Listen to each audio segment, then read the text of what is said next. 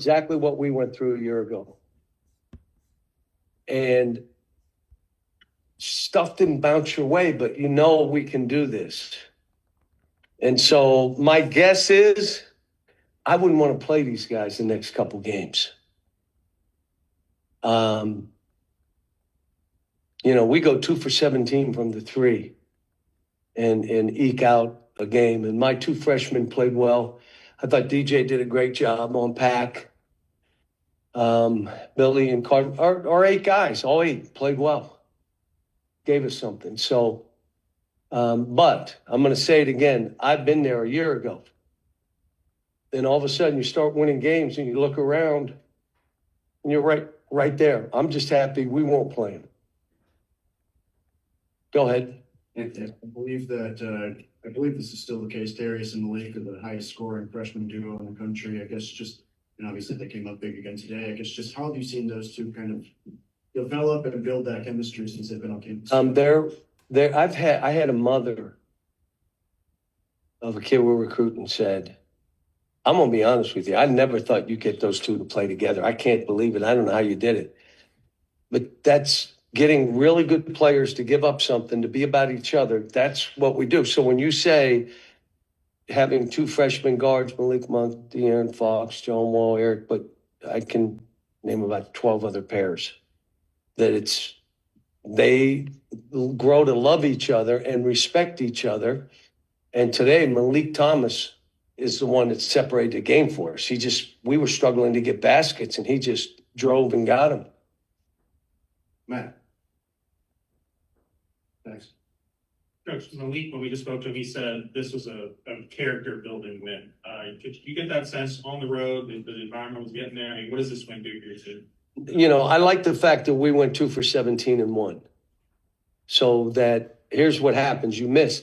You can't be down about skill stuff. You just got to play through.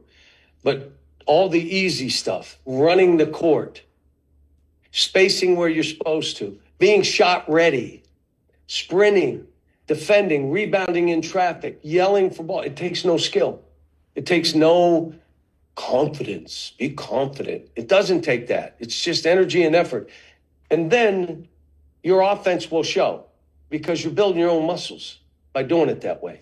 And it's just taking time to get them to think in those terms. Do the easy stuff really hard.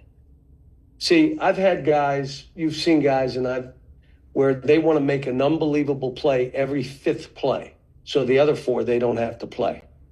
So I'm going to do something crazy, boom, and then I'm out for 4 plays. And then I'll do something else. That I can't coach that guy. I mean, I just can't. And so what you're seeing is make easy play. We didn't turn it over late in the game. I mean, for a while, I don't think we turned it over. Says a lot about all of the guys on the team because they were all touching the ball.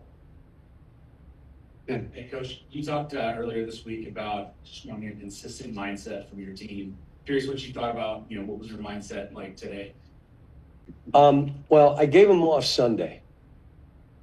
And so we had 1 day of preparation for this game. And what it showed me was we had the energy we needed late in the game to win the game. My guess now is I'm going to give them tomorrow we'll shoot free throws, watch tape, but nothing else.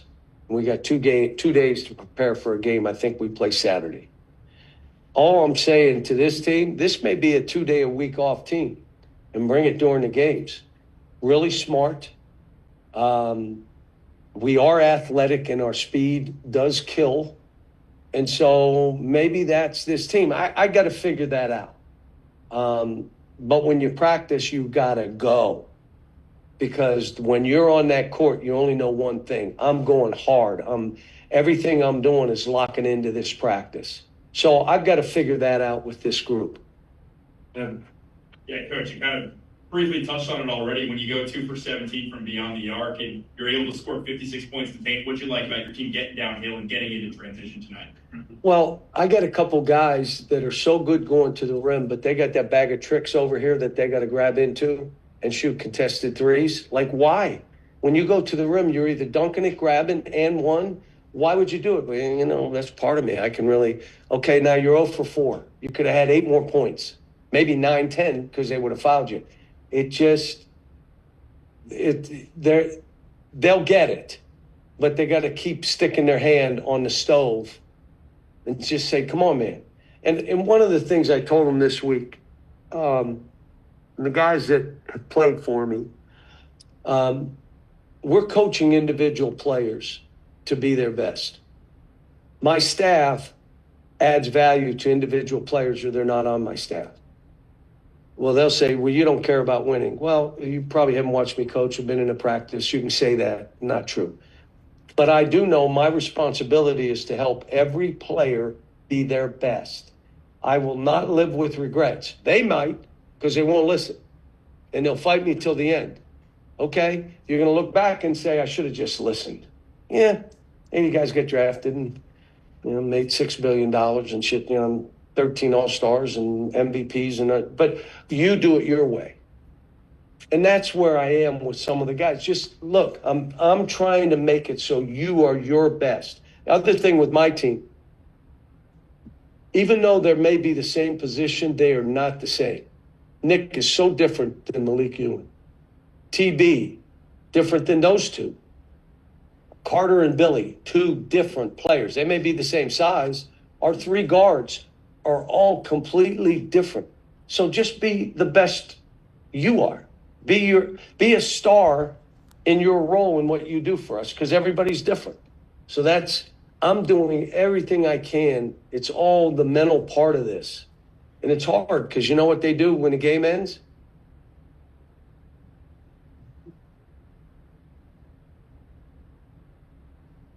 You guys scored 56 points tonight. I guess just how big of an emphasis was that for you guys going into this game? And I guess just what kind of led to that? It's been an emphasis every game we play. The biggest thing is you can't come down when they're set defensively and mess with the ball and think you're going to touch the lane. If they're back there, just pass it and cut and move and play. And then you can touch the lane. But it's hard because the guy that catches it, he's got to show his bag of tricks before he passes. And it's not one guy. We're really working on that to try to get us to do it. They went zone on the baseline out. They went zone, and I thought our kids executed pretty good. We're a good zone offensive team because we can shoot. Yeah, second straight game that one of your freshmen has gone from quiet to turning it on in the second half. What do you think it is about Malik Thomas that it's so easy for him to do that? Because he has an otherworldly belief in himself, confidence. It's not normal. There is nothing I can say that will make him think you can't do something. I won't even try. I'll just look and smile. You say, why would you call that timeout when he had one more free throw? Because I had all the faith in the world he was going to make it. But I also wanted to tell the rest of the guys, if he misses, we're going to foul. We're not going to give him a chance for three. But I said, he'll make this. And now look at me. Don't foul up 4. Because I figured somebody may try, but they didn't. So. Yeah, Cal, sorry, I've got one unrelated to tonight, but you were here for a couple of the Thunder's playoff games, following Shea and Kaysen. What was it like kind of following their run in the playoffs? Well, first of all, they're both unbelievable teammates, and they were for me. Unbelievable families that got them to understand it's not just about you, it's about everybody. You go do your thing. But how about Shea giving up money that would have been his that he gave to the team so that they could pay other guys and give them more? How about Kaysen Wallace ends up being Defensive Player of the Week? Think about it. Now, you understand he could score. He's doing whatever they want him to do. Unbelievable teammates. Shea was so locked in this summer to coming back and doing a repeat of what he does. It was like I can't even get a hold of him right now. And that's unusual. If I text him, I got to call. I text his mom. I mean, she's still got the same number. But you know what? I respect that. He is so locked into his team and his own family. both of those two. I'm so proud of them and what they've been able to do, and what they did for me and my family. Final question, Jeff. John, obviously, the next game is Kentucky. I think you were open with us last year about the emotions going into it. Or, is it just another game now that they're coming home to Bud Walton, or are there still going to be emotions for the likes of you, DJ, some of the other? I don't think so. But what I would say, it's the next game, and we're in a different position. We kind of flipped the switch. Like last year, we were like, what were we when we went to play them? 6. And then we got them pretty good, but we were 1-6. Somebody said it was. I didn't care who it was. We needed to beat somebody.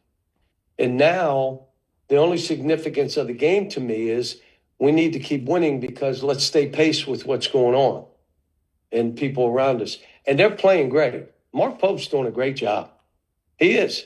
Look, for them to struggle and then him to get him going, he's the right guy for that job. He is.